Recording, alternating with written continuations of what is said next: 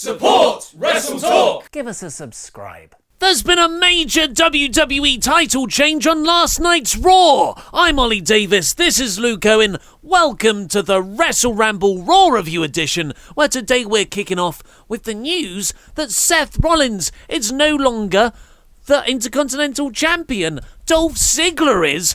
I kind of forgot people were allowed to go into other divisions because Ziggler and Drew McIntyre, Dolph McIntyre, that would be the complete human being, they've been in the tag division for most of this, not really doing much at all and being eliminated first from Battle Royals. But hey, what a way to reboot them by having Dolph come out.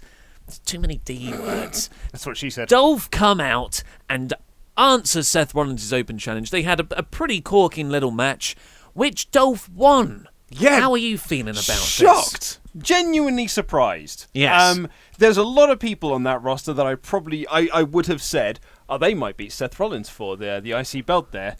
Dolph Ziggler was not one of them. And that's not a slight against Dolph. It's just it didn't seem that's the position he'd been slotted into. It very much, as you said, he's been in this tag team mold since WrestleMania, or since the Superstar Shakeup at the very least. And that's where these two were going to be going for tag team gold rather than white belts. Like people that I would have picked, not person, because one of the great things about this is that I don't feel like Dolph Ziggler is an undeserving champion. I'm actually really excited to see what he can do with this. It's so unexpected because how Raw just slots people in their certain little areas and there's very little cross-pollination. Chad Gable, I would have Mojo Rawley, I would have chosen over Dolph Ziggler for what could happen. Bayley, in my mind, had more of a chance of beating Seth Rollins for the IC belt than Dolph Ziggler. I wouldn't have gone that far, but I was very surprised. I was kind of gutted it wasn't Drew. Now's not the time. Now's not the time, though. And certainly I don't want to poo-poo this either. I would have probably preferred it to be Drew, but that's by the by. But this really felt, particularly by the end of this as well, that we are setting up for a Dean Ambrose return, and so we can still stick with the tag team dynamic, but you're doing Mac and Dolph versus not the Shield. And the super best friends, and they can collide in tag team action, and that'll be that's how you kind of further this feud and continue it on. But what I will say, and again, I don't want to be the negative Nancy in the room, it did feel like it was too soon to take the belt off Seth. There's mileage there, but I think sometimes unpredictability works. It really does. And I don't know what makes something feel annoying unpredictable and what makes it okay. For me, this was a good kind of unpredictable. Like, not everyone has to have these long championship reigns. Seth has been doing really good with the belt. So he won at WrestleMania. Yes. So about 2 months, 2 pay-per-view cycle loops.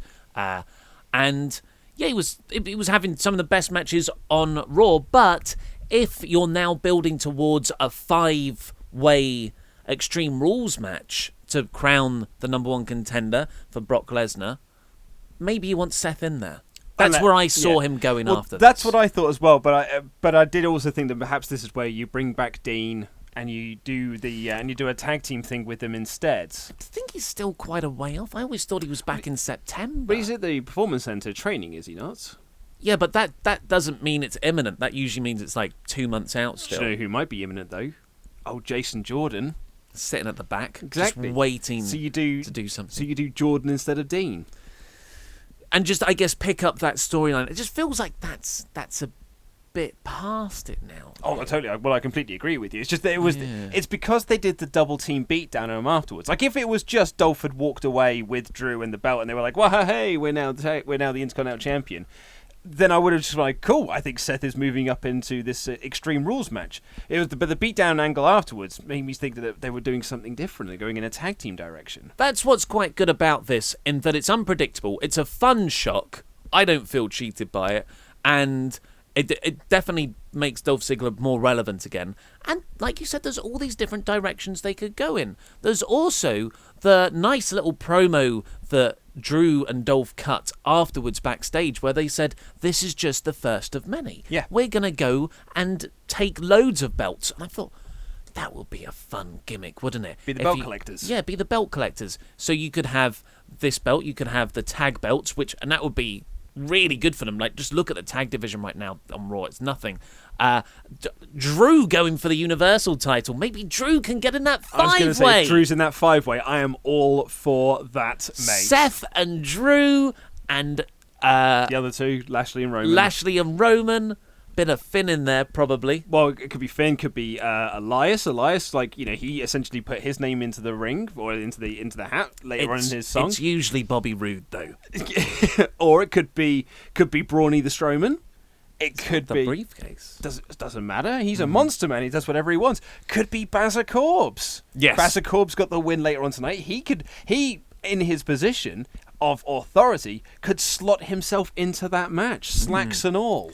I mean, if they were to they won't do this, but them turning up on NXT. Yeah. But that everyone's got good belt positions at the moment. I guess he could have the North American. Yeah, but I like Adam Cole. It's difficult, but there's a lot of potential here, and the match itself was, I would put it in like the top third of all of Seth's IC matches, but like at the bottom of that top third. Yeah, I think it was, to give it the best review possible, it was the best match on this show. I actually really enjoyed the main event. Oh yeah? I actually enjoyed both I enjoyed the Revival tag match as well. I thought that was real fun. I thought this was. I did enjoy the Revival tag match. I was a bit bored of Raw by the time the main event rolled around. Oh, I quite enjoyed it. I got the 3-hour lull. Yes. But I thought this was the best match on the show. Yeah, it probably is. You're right. But there's some really good spots. There was a great near fall off the Fame Asa. Fame Asa. That's my Britishness coming through. Some "This is awesome" chants. The story they told was that Seth is this fighting champion, but it's almost to his detriment because he defended against Elias the previous night, and he's not 100%. He's got that knee injury that he was selling, and that was kind of his downfall. We missed a frog splash. There was a bit of interaction with Drew on the outside. Yeah, so Drew got up onto the apron and Seth went to attack him, and then that led to this roll-up finish, which actually I thought was quite nice because it played off the finish of Money in the Bank in the sort of like Seth tried to hook the tights again and Dolph rolled that through and hooked the tights himself and got the win. Was that quite nice? This is my little bugbear. I've got a caveat to that was quite nice. It was quite nice if it had been a longer term thing. Like if Seth had done it multiple times and then it got turned around on him. Then again, that feels like a real heel thing. Like, it doesn't feel like a babyface thing. And the way the commentators played up that it was Drew cost Seth this match. What Michael Cole did. I don't think Coachman was. Coachman was just like, no, Drew did. He was like, Drew didn't touch him. Drew didn't get involved. Yeah, but because Cole did, I was just like, to me, that was Dolph hooking the tights. There's a few problematic things there because, like you said, it wasn't just Dolph hooking the tights, and there's that, okay, that plays into the previous night, and now we can move past it. Seth did go for the tights again. He did. In his roll-up. And just why would he be doing that? He's a babyface, and he's not... His character isn't a tweener. His character is I've gone through the dark side, and now I'm this redeeming angel of vengeance, really. Elias pointed out in his song that he had to cheat to beat Elias. So... that wasn't... It just didn't... It was untidy from a character and story perspective. But the problem is, Ollie, what we often do with this company is we look for logic, we look for character, we look for story. As some people told us in the comment section yesterday, just enjoy the show. Just watch the show and just don't overthink things.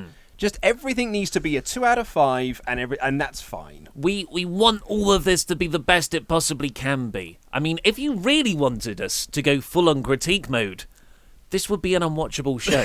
Because if we gave the same level of scrutiny to this as we do stuff New Japan, like we said, like we love New Japan, and when we review those, we say like, look, we really enjoyed this show, but it's our jobs to be critics and say like, oh, but this bit didn't quite work, this bit didn't, but overall we loved it. But like, we have to dumb ourselves down so much, and we're still critiquing Raw quite heavily. Yeah. Yeah. But anyway, I thought it was a nice, shocking moment to kind of like cap off Raw. And I was like, it was two like back-to-back segments really, because the opening of the show, which we'll get into in a section, was like really, really great. And then you had this, and that kind of fired me up for Raw a little bit. I was like, oh man, this will be great. And then whatever happened on the rest of the show happened. But I thought this was a really nice start to the show. I'm not the biggest Dolph fan, as I've said on the show before. I'm well past caring about Dolph, but maybe this new angle they're doing with Drew and the Mac and Dolph thing, maybe they do this belt collector thing.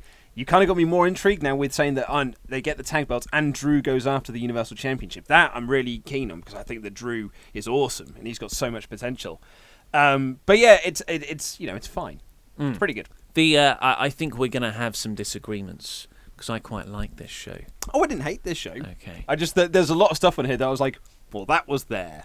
Well, stay tuned because we're gonna jump into the full review right now. Haha, it's a Raw review looking jacked, man. SmackDown Live's tonight. That's how this works. And if you go over to WrestleTalk.com when SmackDown Live is live, there'll be some SmackDown live reporting. Live. It's gonna be live, and it's by Andy Datson, who's the man over at WrestleTalk.com. He's one of our writers, and yeah, all around nice bloke. Yeah, great Money in the Bank coverage, great Raw coverage, and now he's going to be doing SmackDown this evening as well, and on the Twitter. So you can go and follow WrestleTalk_TV because that bit of branding lives on in that Twitter handle. You know you can change it. No, I can't. Why not? Someone else has got it. Someone really? else has got WrestleTalk. Oh, yeah, man. That's annoying. Mother effers.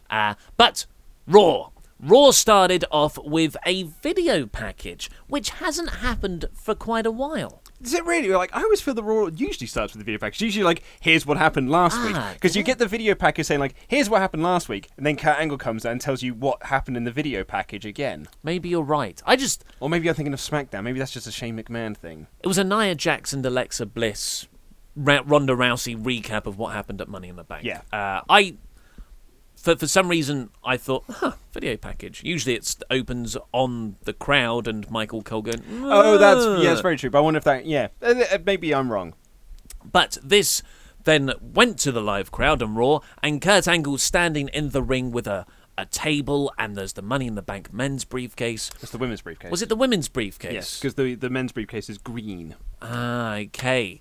So it's a bit of a weird thing because Alexa already had both of these things. Well, she didn't have the briefcase anymore because she'd cashed that in. The what, sorry? The beefcase, the apologise. And she had the women's title there as well. And Kurt's happy because both the beefcases are on Raw. Kurt Angle had quite the night tonight in terms of his acting. I howled with laughter on several occasions. A good lime flub that I've recorded. Oh, yeah. We can talk about that in a bit. So Bliss then comes out to be presented her Raw Women's title. Kurt just kind of offhandedly, awkwardly, exposition-wise, Nia Jax is having physical rehab. She wants to invoke her rematch clause. Yes, at Extreme Rules. So we are doing Alexa Bliss, Nia Jax again. And then Bliss came out. The crowd chanted, "You deserve it." She plays babyface and then, swerve. She's still a heel, of course. She does that so well. Yes. And I've written here, oh good, we're back to the bully stuff again, because she brought up that Nia Jax is a bully and Ronda Rousey is a bully, and I thought, man, I feel like I'm in a time warp. We've just had this feud, haven't we? But anyway, she cut this promo, but Bliss was great. I think Bliss is a terrific promo, and she's a great character. It's why she really fits this kind of championship mold very well. It's why she always really worked when she is the champion. I'm sorry, I put my laptop on mute there, but I just feel like I've already heard all of this sort of stuff before. That was an issue that I did have with it. But however, this segment got great. Terrific indeed. It got awesome when Ronda Rousey came out. So super mean face. No smiles today. Yeah, and she stormed down to the ring. She gets in there. She kind of goes for Bliss right off the bat, but Kurt's holding her back. And Alexa keeps talking. That was my one issue with it. Yeah. It was just that, so Ronda, storms in. Kangle stops her, and she goes, cool, I'll stop then. Yeah. And she wasn't trying to go. It's I'm stopped now. It's like an NPC in a video game. It doesn't move until you interact with it. Which was just slightly vibrating on the spot. Yeah, with anger, but there was no Kurt Angle physically holding her back. Bliss didn't need to cut a second promo. No. But Bliss did cut a second promo. Well, yeah, Bliss needed to be hiding behind Kurt as Ronda's coming down to the ring, over Ronda's entrance music, that great overhyped rookie line, and then Rousey just storms right after her. But that's not what happened. Like you said, Ronda just stood there for for too long. That's the only flaw of this segment for me. Was, yeah. But then I thought, this is how they're going to end it. They're just going to have Ronda stand there. Oh, they and did the not. baby face isn't going to... And before I even finished writing that sentence in my notes, Ronda had pushed Kurt aside and just started wailing on Bliss. Kurt tries to drag her off, and I was like, okay, well, that's the end of that. She beats up Kurt Angle with the judo throw. The quickest judo throw I've ever seen. It was incredible. So cool. And I was like, okay, well, she's going to look like, oh no, what have I done? But no, she grabbed the briefcase and started clobbering Bliss with it, and I thought, wow, that's good. She clobbered Kurt Angle with it. I was like, yes, more of this. And then the referees are running down. I was like, she's going to, yes, and she beats all them up as well. And then there's a table in the ring. That's why it was so wide, and you had the WWE Women's title and the Money in the Bank briefcase positioned so far apart because Bliss was going right through the middle. Loved it, loved it, loved it. Ronda's awesome. The crowd was so hyped for this. She's over, and if you don't let her cut promos in front of the live audience, she might be one of the biggest things in WWE for a long, long time. It was so awesome. Yes. I loved this. It was so great. And all the while I'm thinking like, oh, WWE, you do know how to do this. You do know. Why didn't you do this with Roman? Like, why? Like, from the get-go, why didn't you do this sort of stuff with Roman rather than suffer and succotash? Like, this was like instantly just made her my favorite thing on the show. Like, it was such a badass performance. She looked legit. She looked like a terrifying badass. It made Alexa Bliss look great as well because she's there going like, ha ha ha, I'm the champion, overhyped rookie. Boom, gets absolutely laid out. She laid out Kurt Angle. She laid out the referees. Big old table spot. The crowd were nuclear for this. I thought every part, apart from her standing there looking like a goofball, this ruled. Ruled. I loved it. Yeah, and there are Stone Cold similarities. I'm in no way saying that she's as over as Stone Cold was yet, maybe, hopefully, or that she's the same level of performer. But just in terms of character, this is what the Stone Cold would do. He'd beat up everyone. He wouldn't feign this. Oh, we're all friends, really. What have I done? But she's a badass, and that's really what I like. And I think that's why most people watch wrestling, because they want to see these badass, larger than life characters execute badass things that we can't do in real life. I completely agree with you. And then backstage, Ronda did really well backstage as well. Yes. So she storms away, and Kurt Angle catches up with her, and Ronda had this really great line. Because it's something that's been kind of bugging me as well, and it's nice to see that it's bugging Ronda, which is everyone needs to stop telling me about that this isn't UFC. I know it isn't. I know this is something different because that's what Bliss's promo was about. It's what the commentary was all saying last night during Money in the Bank. It's what Nia's been saying in the build up to their match. This isn't UFC, honey. We do headbutts here and all this sort of stuff. When I was like, oh mate, I know, and I'm beating you all up at this as well because I'm brilliant and you're not. And then Kurt Angle dropped the bombshell. Get up, drop the bombshell. That he is suspending her for 30 days. He's like, I don't know what to do, but I've got to suspend you for 30 days. And Ronda was like, cool, I'll see you in 30 days then. Kurt also said, you'll never be the world champion. I mean, you'll never be Raw Women's champion. That was the line that I giggled at. I was like, I thought Bobby's flub was better later on. What did Bobby do? Bobby Lashley, where he's like, it said to Roman Reigns, you can't beat Roman Reigns. You can't beat Brock Lesnar. Fake Roman Reigns. Fake character storylines are rubbish, though. So this is interesting because you've got someone with an enormous amount of momentum coming off the great match at Money in the Bank and this great follow-up segment here. When they said 30 days, you're suspended for 30 days, and Ronda accepted that as, I'll see you in 30 days then, and I'll kick Alexa's ass, which is Extreme Rules, really. That's the next pay-per-view. I thought, okay, so she's off to promote Mile 22. Yeah. Mile 22 doesn't come out until, the first week of August. So actually, that's 2 months away in itself. She wouldn't be doing press now. So I'm really, really hoping that Ronda can keep up this momentum and do that cool Stone Cold thing of being suspended, but just turning up in the crowd, running in, and just causing havoc over the next 4 weeks. Or, so you could do that. I think one of the great things about doing suspension storylines, because they've done this with Cena as well, and it actually used to bug me when they did it with Cena and with Austin, in all fairness, is that you're like, you're suspended, and you're like, oh, I'm suspended, and then the next week they're like, but now I'm here. And you're like, well, okay, you weren't even gone for like 5 days.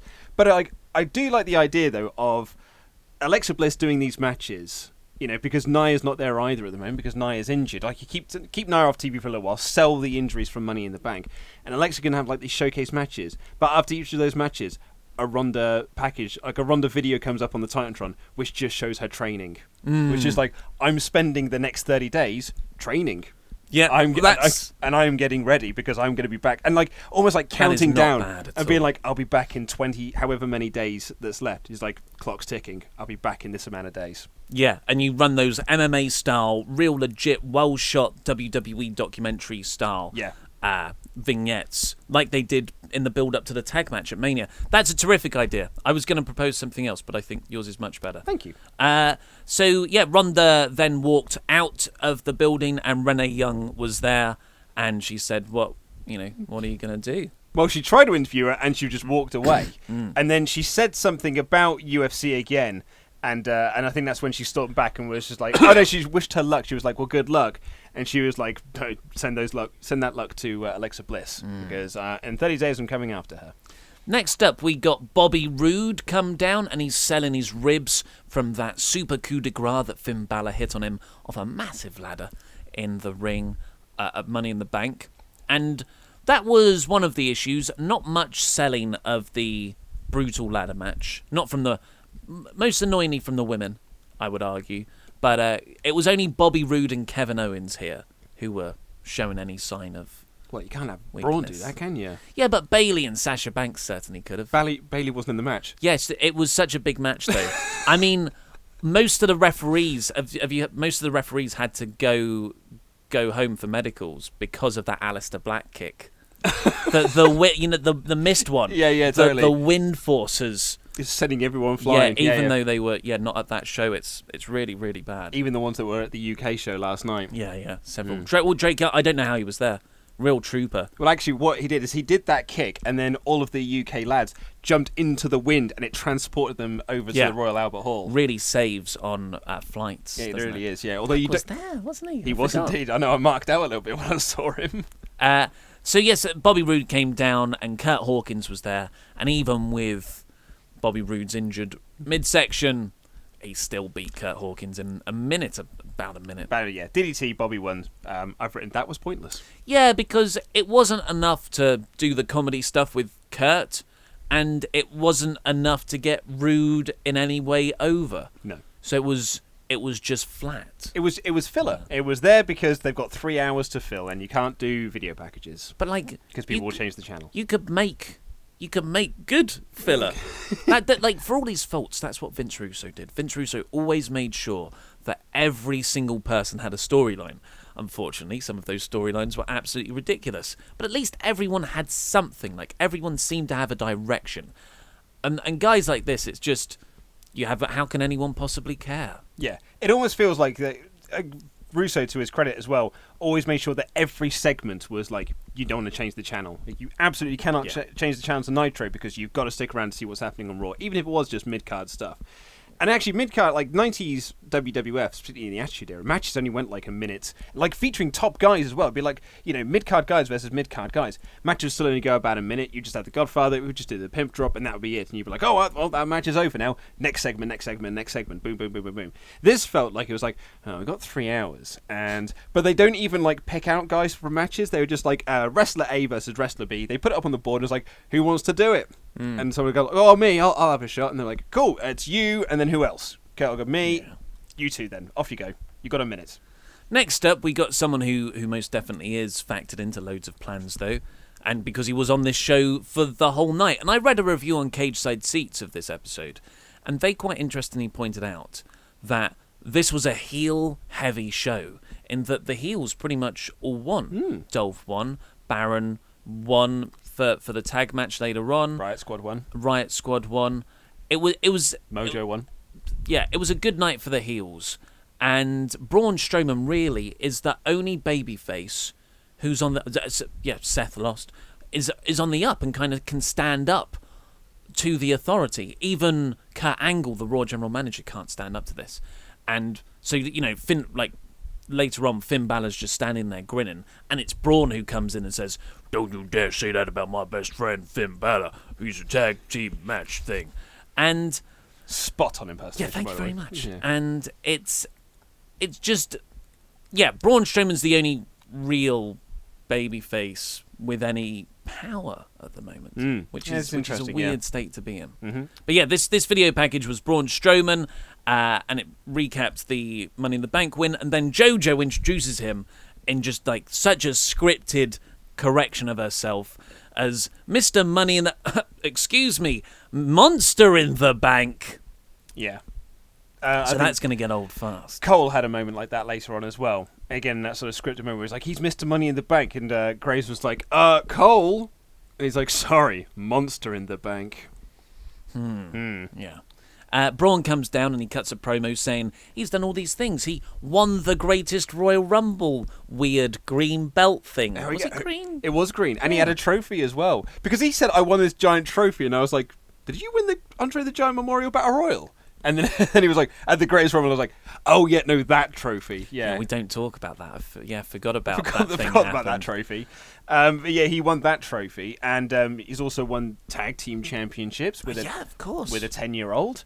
But this Money in the Bank beefcase is the crown and achievement of his career so far. He's very happy. He's very happy with it. And he calls out Brock Lesnar. As soon as Brock shows his face, which is going to be SummerSlam, I guess, Strowman's going to cash it in, and the Beast is going to get these hands. Yeah. I just don't feel like Braun cashing in just feels very weird. You want him to announce in advance. Yeah, that would have been my preferred method, but the show's not always designed for what I want. I feel like a Braun Strowman cash-in as a surprise would work brilliantly against a babyface champion, and it's Braun turning heel. Yeah, maybe. But then you don't want people to flip-flop too much. But as you said yesterday as well, quite rightly pointed out, he does have the perfect entrance music for a cash-in. Braun! Who's that? Kevin Owens then comes out and he's doing a marvellous job selling his injuries from the previous night because, of course, Braun Strowman threw him from that massive ladder through the technical area. There's laptops there. Did you see his tweet today to Shania Twain? Oh, because he's a big fan. He's a big fan, so his wife got him tickets to see her in Montreal. Mm-hmm. And he sent her a message saying, like, I'm a WWE wrestler, and I got thrown off a ladder by a nasty man. Can you please play my favourite song tonight? Please retweet. Follow back. And Owens is... So everything leading up to Money in the Bank, he was trying to get everyone on his side to take out Braun Strowman. And in quite a consistent and nice character beat, he is now trying to befriend Braun Strowman because he comes out, he's eaten that delicious humble pie and said, I want to congratulate you, but who is watching your back? I haven't got anyone watching my back. Sami Zayn's injured now. And then if we help each other out, when you do win the Universal title, I want the first shot. I've been Universal Champion. I can help you out with these logistical things. And it was... Of course, Braun didn't buy into any of it. They go for the handshake. Braun keeps hold of the hand, of these hands, and then he tries to power slam him, but Owens escapes. I like Owens' consistent selling of how scared he is of Strowman. Yeah. I mean, it's more consistent than how scared he is of ladders. Sure. But I really enjoyed this. That was good. And that sort of tied into stuff later on. And then we got our first Bayley and Sasha Banks segment. These were the two narrative threads running throughout the last 2 hours of Raw. It's almost like two different episodes, isn't it? You got the Ronda Seth Rollins Super Show for the first hour, and then here's the rest of the episode. Yes, yeah. This stuff wasn't as good. So Bayley walks up to Sasha backstage and said, like, hey, man, I was rooting for you last night at Money in the Bank, but, like, you can't just focus on the fact that you've lost. Like, I know you're going to be sitting there watching the WWE Network, which is $9.99 a month, and Sasha's like, I'm already watching it. He's like, no, we gotta focus on the now. I could do with some help. I need you in my corner because I have some issues with the Riot Squad. And they announced the tag team match later on, Bayley and Banks taking on the Riot Squad. Yeah. And they kind of hug at the end, don't they? They start getting friendly. Sasha Banks is like, okay, let's just all be buddies again. And I knew it was never going to last. I knew the Riot Squad match was going to end in them falling out again. I don't care at all. I can't imagine why. So, this is the worst feud out of the two, of that and Sami Zayn and Bobby Lashley, because at least Zayn and Lashley was just 4 weeks. I mean, I actually agree with you. But, man, it's bold. It's terrible storytelling. It's terrible. Next up, we got the Deleter of Worlds taking on Heath Slater and Rhino, because this number one contenders thing is going to... I thought we might get that match here, but no, it's going to be dragged out a bit longer, which is good because this wasn't bad for building a match. The B team appeared on the Titantron before the match started, doing a parody promo. Yes, of Matt Hardy and Bray Wyatt. So Curtis Axel was dressed up as Matt Hardy, doing a pretty decent Matt Hardy impersonation. And then Bo walks in with a big fake beard and a little hat on, obviously the brother of Bray Wyatt in a shoot brother in real life. And then he does a pretty good impression too of his own brother, which I'd imagine is quite easy to do, really. Yeah, I thought, and it looked like Bray was laughing. Yes, it was. They were having fun. And they were very good at just, like, saying all the nonsense stuff that the Deleter of Worlds would usually say. When I just write in my notes, they talk nonsense. But they talk nonsense, and it was actually quite funny, because it was just nonsense. This was a good comedic performance, and you didn't just have the impersonation, you had a bit where Dallas was like, I'm sick of this, and he takes off the beard, and he said, let's stop doing the characters. But Curtis Axel is still doing the wonderful character, and that was funny. And then they were like, we're here. They do the lamp extinguish spot, but the lights turn off, but they're obviously still there. And they're like, what should we do? Yeah. And they just kind of crouch down to get out of shot. It was Bo's little look of the eyes to see if Axel was doing anything. And then, they just sort of duck out of shot. I really, really enjoyed this. And I think I've said this before, but Axel and Dallas have an Edge and Christian vibe about them. Yeah, I can see that. I don't think you haven't said it on this show, but yeah, I can see that. And I think obviously it's like comparing Ronda Rousey to Stone Cold. They're not in the same at the same level, but there is semblances of character there. And I would be really intrigued to see Dallas and Axel given a bit more creative license, see what they could do comedic wise. They've got great chemistry together, and they're good comic timing as well.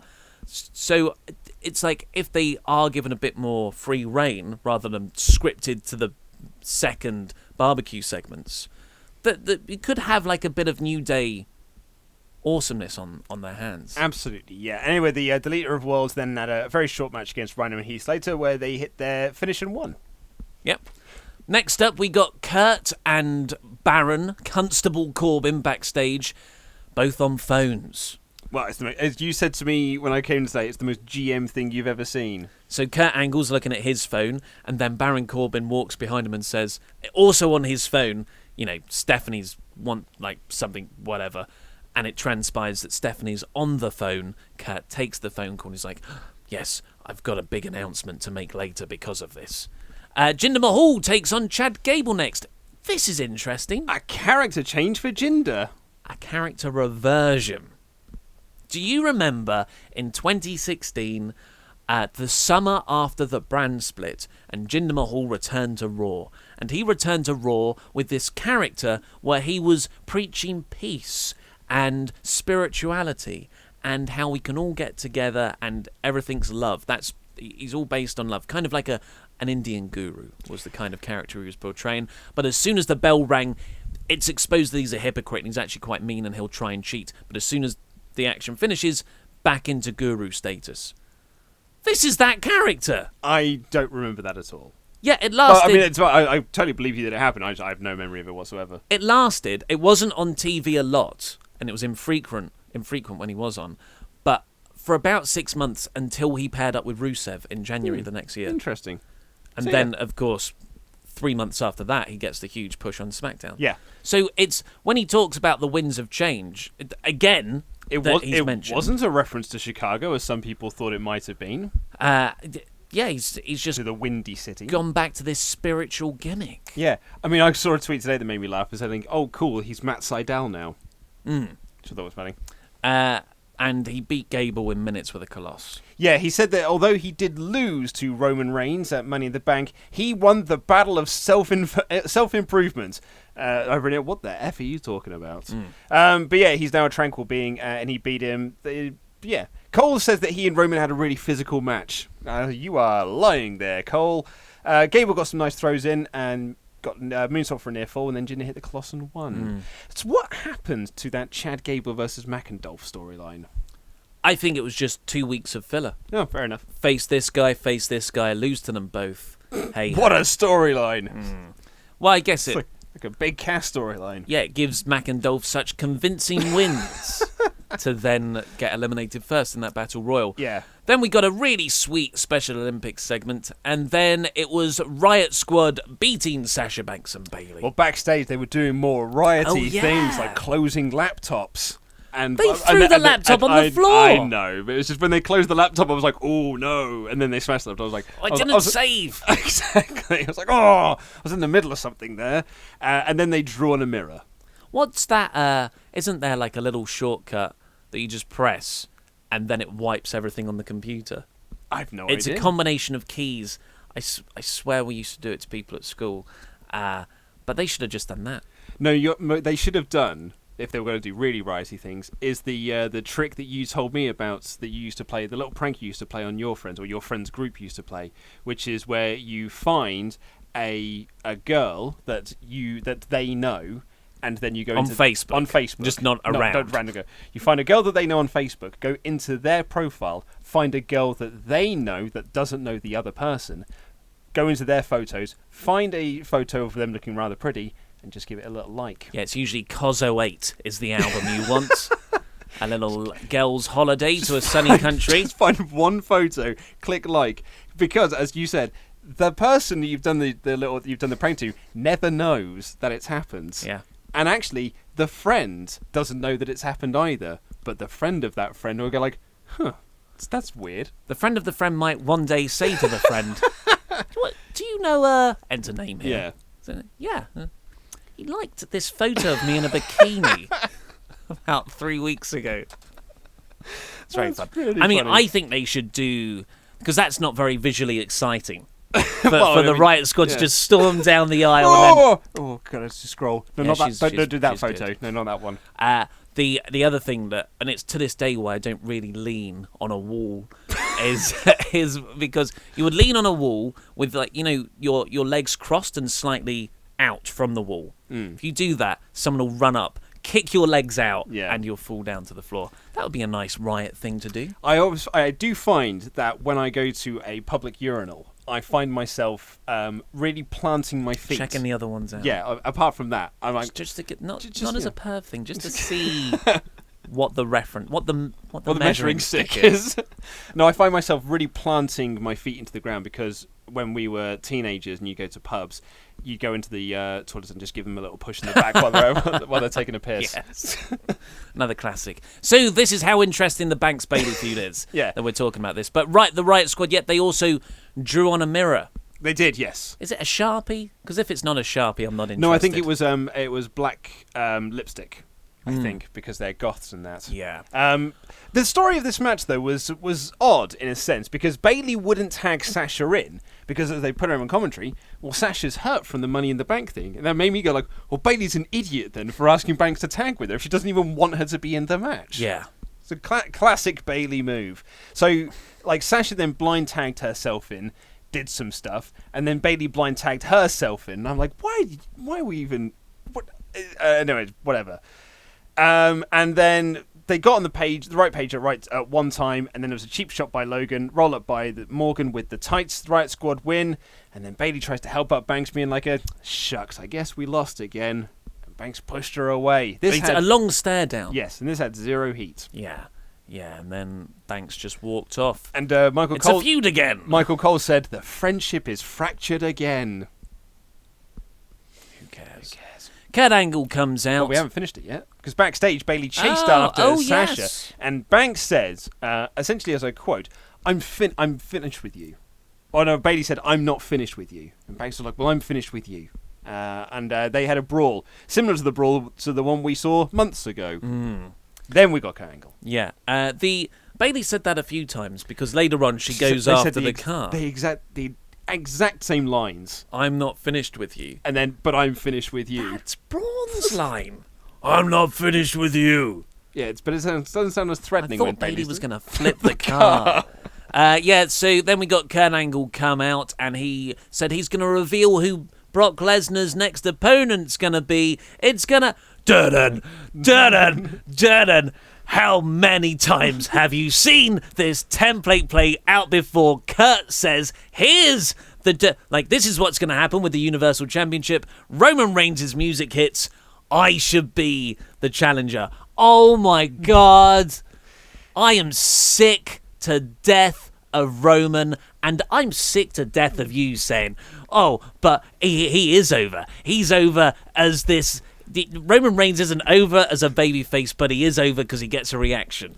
No, mate. I never said that's WWE's that's their mindset, man. I'm not having this contradictory, contrarian argument anymore. It's that we're booing booking. The bad booking is over, not Roman. Yes. Anyway, Roman says that this show is getting out of control. But you know how it would be under control is if we had a champion that was here each and every week. I was like, what's that got to do with anything? It made no sense. I thought Roman in the first half of this was quite poor, but he did have a very good line at the end. Which was? Well, we'll come on to it. Well, so Bobby Lashley comes out. Lashley comes out. Roman Reigns can't beat Roman Reigns. Falls over his lines, and then I've written here, the Revival come out. Yeah. Yeah. Because Angle goes that it's going to be a 5-way at Extreme Rules. I missed that line. I must have been taking notes or something. I just missed that line of dialogue because then they kept talking about it in commentary. I was like, when was that announced? Well, the Revival come out and say, hey, you haven't earned, you're just given these opportunities. I'm like, well, you're going to earn the opportunity in the 5-person match. But it was just a way to set up a tag match. It was very contrived, I found. But it was a pretty decent match. Well, the good line came from, so Dash and Wilder are Dash and Dawson. Sorry, yeah. Wilder. Which one's Dash? Which one's Dawson? Dash and Dawson are kind of in this promo, and Roman just starts talking over it, sort of mimicking them and being like, "We're tough guys." And then a bit I really liked was like, "If you guys want a tag match, I'll happily score you. Maybe Bob will learn something." Pointing to Lashley, and I was like, I kept it nice and short because Bobby then shot in this look of just like, "Oh, you mother effer," and I thought that was really nice. But they had a good match, and they played up on that dynamic. When Reigns had the match won, he's setting up the spear. He's ready to go, hoo-ah. But Bobby Lashley blind tags himself in. Bobby Lashley hits the spear and picks up the win. Yeah. Was the spear part of Lashley's arsenal back in the day? I think it was, yeah. Yeah, that's what I remember. So that's cool. That's a much better finisher than a vertical suplex. Hey, it's a delayed vertical suplex. Sorry, I do apologise. All the blood goes to the top of the head.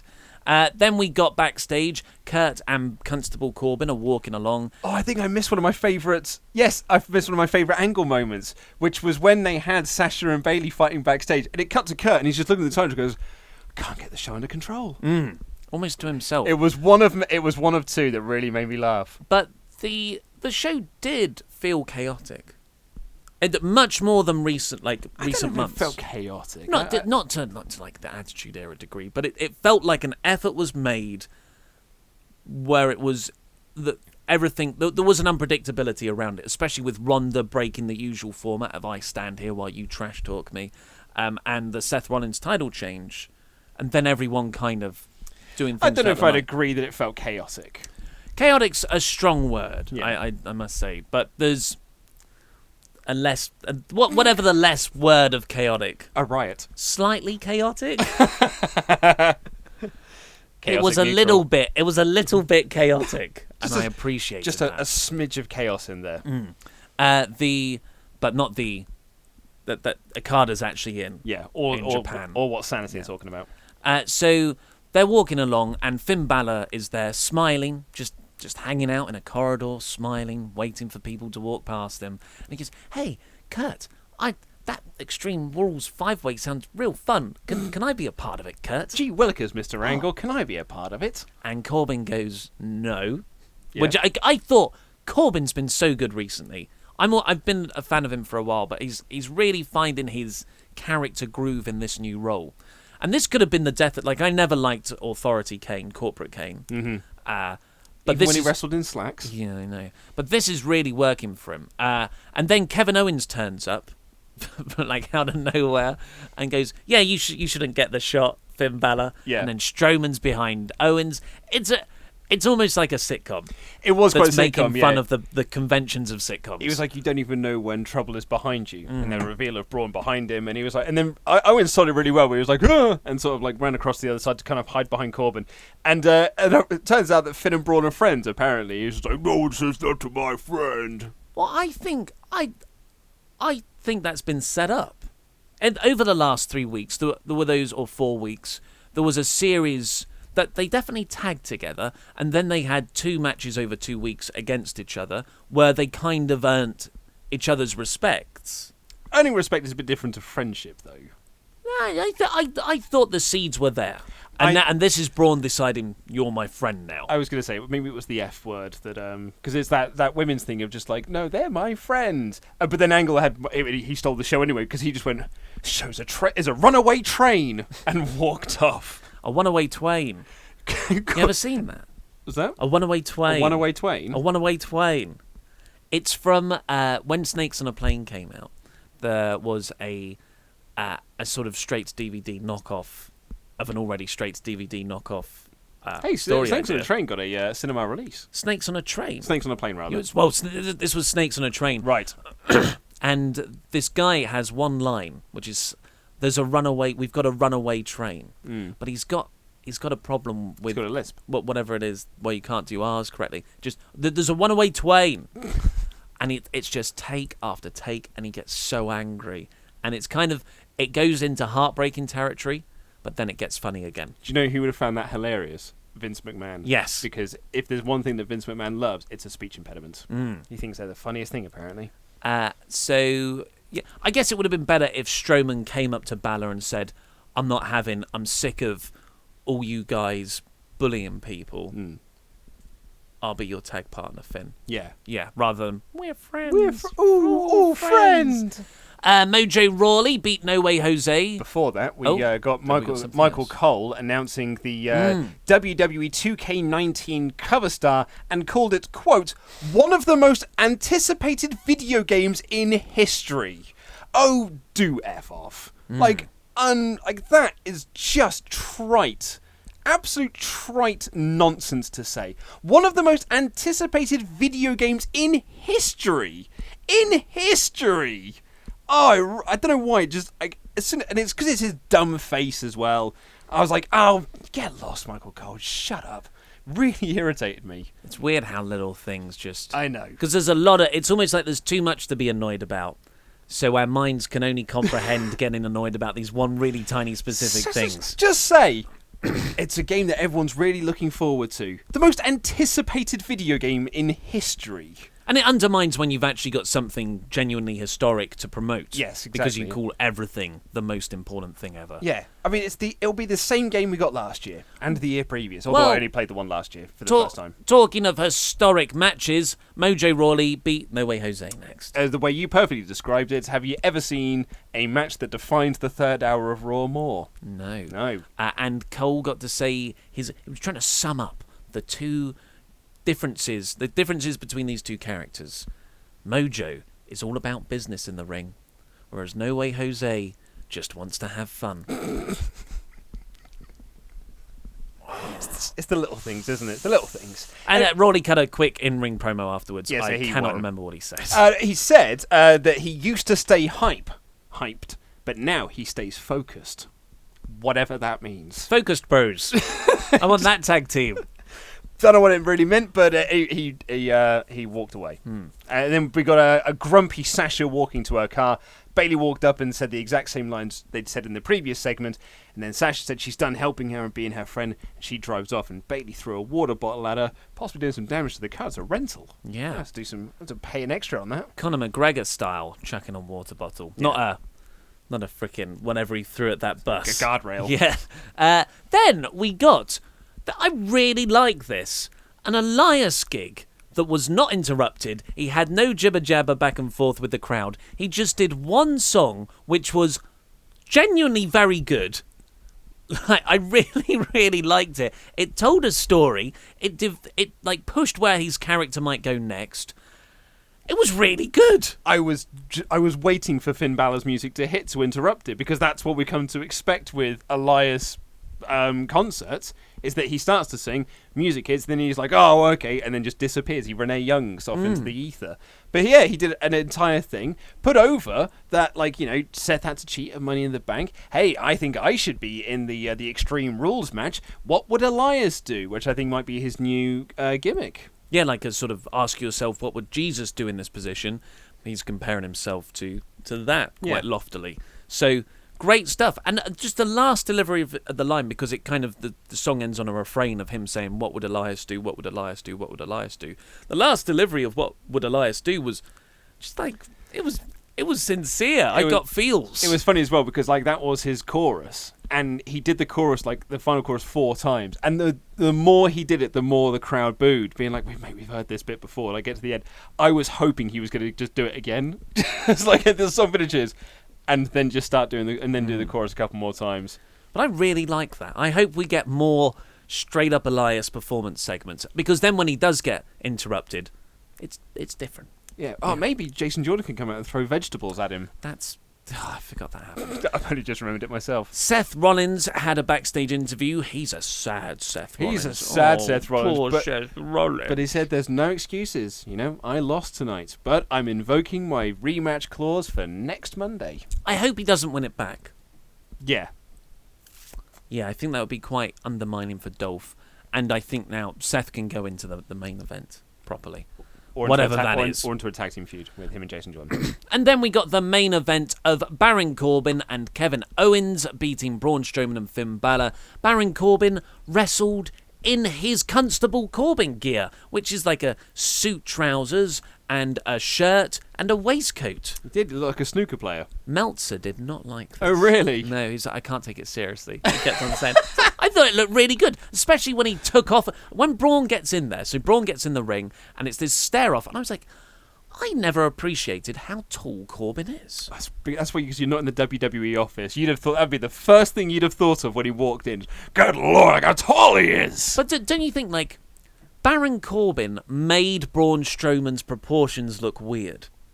Because if you look at Braun Strowman, he should be even bigger than he is, just because he's just enormous in his body. But Baron Corbin's just like a normal-ish person who's just very tall. So seeing them both the same height just seemed like Braun Strowman had been compacted a bit. Cool, I guess. But I quite liked Corbin's look. And as you said, there was a moment when Braun got in, and he's almost tore off the waistcoat and sort of undid the shirt a little bit. I was like, I like this. I thought it's quite nice. Business Corbin. I mean, I swear, I can't say this for certain, but I swear Meltzer said he liked Jack Gallagher's suit wrestling gimmick back when he had it.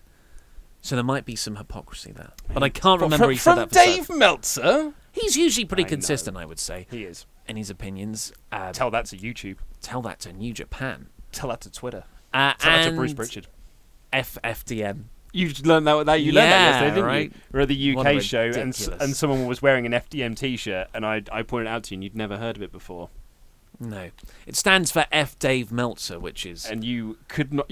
I don't think you believed me for a little while that that's what it meant. Because it's done in their NWO design. What a ridiculous thing. But I thought this match was pretty good overall. I thought it was really fun. Braun charged after Kevin Owens. Oh, there was when Braun was charging after Owens on the outside, Corbin does a dive off the apron. Looked good. Awesome. Yeah.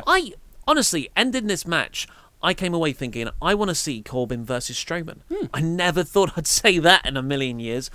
I thought Corbin looked really good, and he picked up the win when Strowman had tackled Owens through the barricade into the timekeeper's area, and Corbin hit the end of days on Balor for the win. Yeah. So the two big guys are protected. Yes, and Corbin gets a win. So it's actually nice that we're still keeping Corbin as a wrestler and not just as a backstage authority figure. Because then he can kind of use his position to help his Exactly. wrestling career. Insert himself into this. Is it a 5-way at the Elimination Yes, Elimination Chamber Extreme Rules? Which is, I mean, it was a 5-way last year at Extreme Rules. Oh, that's right. Yeah. It was the one that Joe won. Was that last year? It was. It was, yeah. Because it was a month before, though, because Great Balls of Fire. That's right. Yeah, Great Balls. Yeah, because it was dual branded. Yes. It wasn't dual branded back then. Yeah. So overall, a very newsworthy episode. Mostly at the start. The first hour was absolutely terrific. I thought almost faultless programming from Raw. And I thought, watching that, I thought we might be on the course for an in-awe episode, a 5 out of 5. They just need a couple more good matches, and I would say one really good angle, so like a good Sasha Banks heel turn. But unfortunately, the last 2 hours were only okay. Yes. So overall, I still gave it a 4 out of 5. Though really enjoyed this show, really did, and it just feels like a reset of everything after that WrestleMania hangover in between that and Money in the Bank, and now we can start building new feuds. There weren't really any hangover feuds from before. No, Jinder is not continuing with Roman. Elias isn't with Seth. Yep. Zayn's away from Lashley. It's just Owens and Strowman, I guess, would be the only one that's kind of carried over. But that was never. Yeah, you're right. Actually, Yeah. But so yeah, this is good stuff. Hopefully WWE can continue on, and unfortunately, that probably means SmackDown's going to be awful tonight because only one show can be good at a time. What would you give it? I thought the first hour was terrific, but the other 2 hours did nothing for me. The Bayley and Sasha Banks stuff really didn't do anything for me. I thought I enjoyed the main event, but I was a bit tired of the show by that point. I'm really like when Lashley came out to confront Roman Reigns, I was like, oh, dear me, this is where we're heading, are we? I think because I'm over the whole Roman Reigns thing, because I just think his character has completely fallen off the wagon since WrestleMania. So I'm just not invested in Raw's main event scene, which I think is my issue I have with the show at the moment. But, the McIndolph thing is quite intriguing, and the Ronda Rousey stuff is awesome. So I'd have given it a high average, I think. I'd have still gone, an average, but because the first hour was so good, I would certainly give it put up a little notch. Well, that's all we've got time for today's show, so please click the videos that have just appeared on our laps to catch up with the latest WrestleTalk videos, and this little box here between our heads will subscribe you to the podcast version of this show, which is completely free and has exclusive intros and outros where Luke and I just talk about nonsense. It is nonsense. Yeah, absolute rambling to its purest degree. I've been Ollie Davis, this has been Luke Owen, and that was Rambling.